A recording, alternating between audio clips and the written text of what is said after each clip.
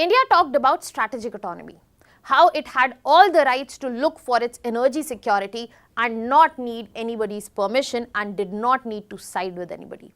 But all of a sudden it seems like that yes, we needed a permission slip, and that permission slip is going to be signed by the very particular nation which imposed the sanctions. Yes, I am talking about US. US has finally given us sanction waiver to buy Russian oil. I am talking about that very Russian oil for which India was exposed to Western sanctions. Hello everyone, welcome to Vajiram and Ravi's Flash News. My name is Shubhangi Singh and today we are going to talk about that how come US has again changed its tune about Russian oil. Why it has given the sanction waiver to India, what was the need and what are the global dimensions around it, and especially for India that we need to know about. Starting with understanding why exactly US has done this. So when we are talking about US giving this particular sanction waiver to buy Russian oil for next 30 days to India, the reason is right in front of us. That reason is nothing but Strait of Hormuz and the conflict that is going in and around it. Iran already causing destruction around the neighborhood area, where India can clearly see that our extended neighborhood is in middle of a war, and Strait of Hormuz, which has always been the main tool which Iran uses to threaten the globe, has again been used. Any ships passing through it, any tankers passing through it are under the threat of being targeted, and that is why we see closure of Strait of Hormuz. When we talk about this closure, you just don't have to understand this as a water passage, you have to look at it as a 20% of global oil being stopped, 33% of LNG, LPG supply being stopped right from here. Now, if that happens, that means there will be crude oil shortage, the prices will rise and global oil spike will be seen. US does not want that they should be targeted for the war they have started, and the implications and the impacts will be borne by everybody. The brunt, the burn will be borne by everybody. So what did US decide? US decided, okay, if supply from here is a problem, it is not working out, we will open the taps that we had screwed up tight, that is for Russian oil. US said you do not buy Russian oil because it is a war economy, and if you are buying from Russia, you are facilitating that war economy. And now US says please buy Russian oil because if the supply shortage is from here, we want supply at least from somewhere. Now this is why India has got this sanction waiver from US. Now what exactly is this sanction waiver and what exactly is being included in that? So in this sanction waiver, Indian refiners, they have been allowed that they can import Russian crude oil, but this has been given for a fixed timeline, that is of 30 days. Now it applies mainly to the cargoes which are already loaded or they are stranded and present in sea. And it will be applicable only up until next month, till 30 days. Now the whole idea, as I said, US wants to ensure that there is a continuous supply so that the refinery operations continue and there is no fuel supply shortage. Because when we talk about India, we know that we are import dependent for 80% of our crude oil needs, and amidst this, the places from where we imported this oil are concentrated in the region which is going through the chaos. If you want to understand more about the oil crisis, I have already covered in a video, you can go and watch that how Strait of Hormuz can easily, and its closure can easily unfold a huge oil crisis in India.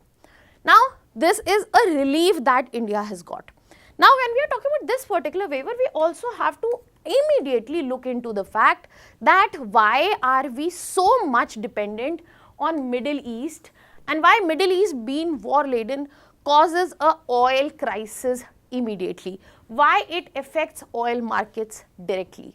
So first of all, I started with a geographical point, that was Strait of Hormuz, but at the very same time you have to understand that when we are referring to Middle East, we are talking about countries such as Saudi Arabia, we are talking about Iraq, we are talking about Iran, we are talking about Qatar, Oman, and these are one of the major oil economies of the world. And Strait of Hormuz is the critical oil shipping routes of all the Middle East major oil economies.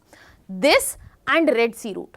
When we are talking about closure of this particular route, it is going to affect nearly 20 million barrels per day. That means this much supply is going to be stopped.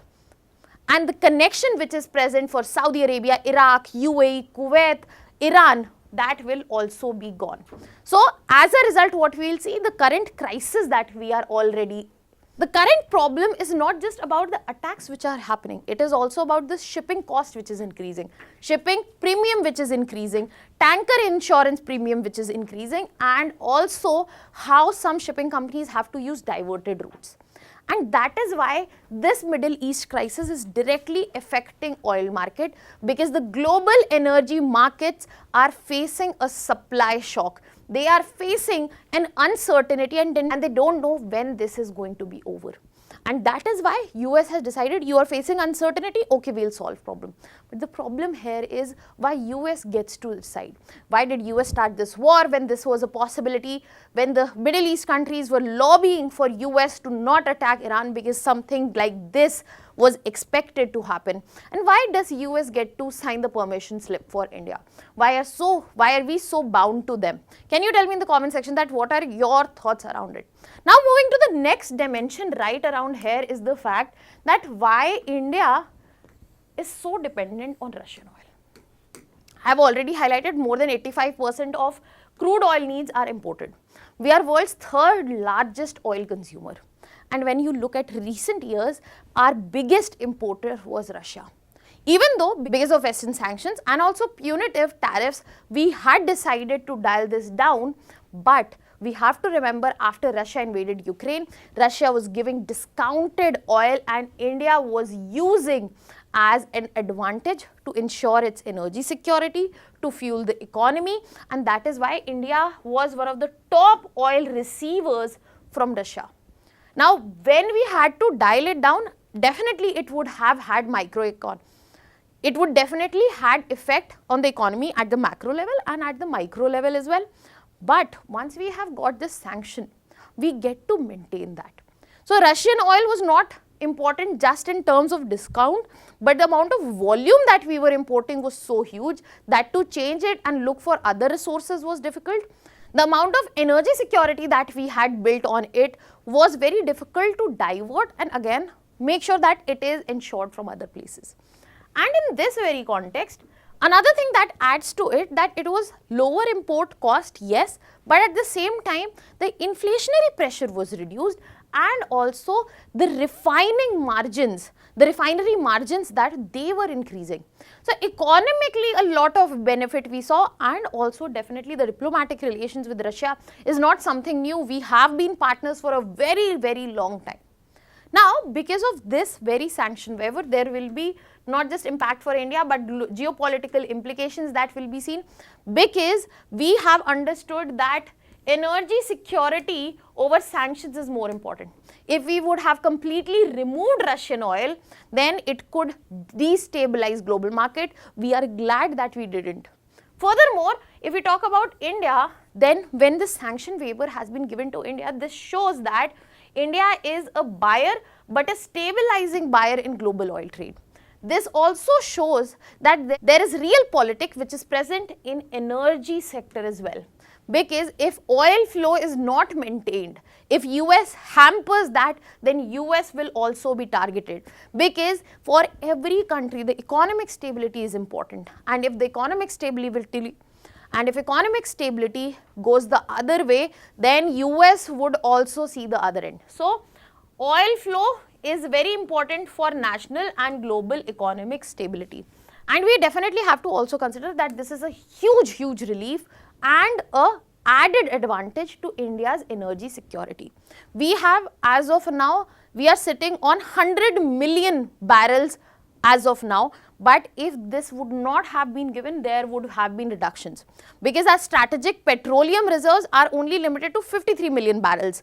Other than that, we had commercial storage, we had present in refineries or the tankers which were already en route. But in this situation, this is a huge relief for India, because it will prevent fuel supply disruption, it will supply the domestic fuel and control its prices, and in the long term, there will be direct facilitation to our strategic petroleum reserves. We will get time to diversify our import sources. We can look into the domestic sources, explore, exploit them, and it will also give us time for renewable energy expansion. Now, what are your thoughts on this? Let me know in the comment section. And one food for thought, when we are saying that energy security is directly linked to geopolitical stability, critically analyze the statement and let me know the pointers in the comment section. That was all. Thank you so much.